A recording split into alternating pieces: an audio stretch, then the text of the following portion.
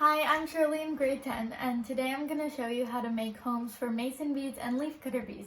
And so mason bees and leafcutter bees are bees that are native to North America, and they don't sting. They actually don't have stingers.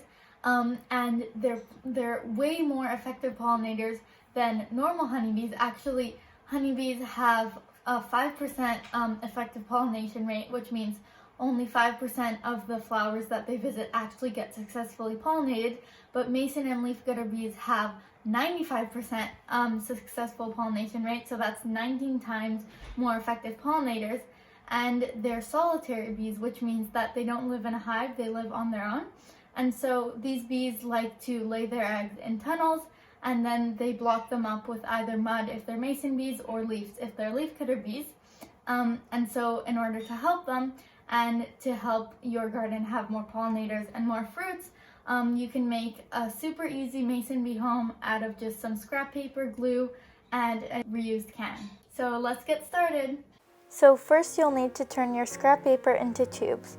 To help you, you can fold it in half and then fold up one corner so that the fold line is aligned perfectly.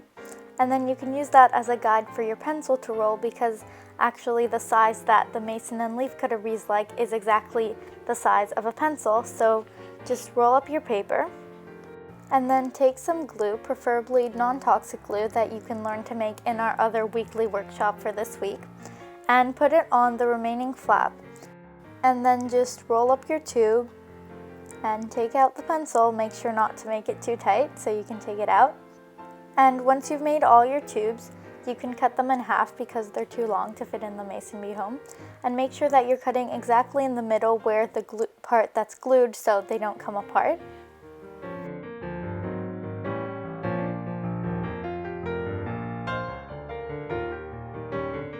And now you need your container. We used a can, just something waterproof that'll protect your tubes.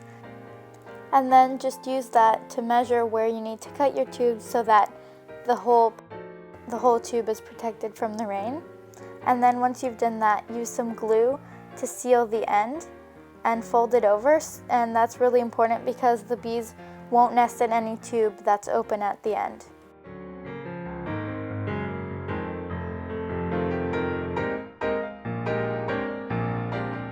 And once you've made all of your tubes, just fill them into your can. Make sure it's really packed so they don't fall out. And we also added sticks because this helps the bees feel like they're in a natural environment, and it helps them find their own tube more easily. And the last step is just to take some string and wrap it around your mason bee home tightly so it won't fall off.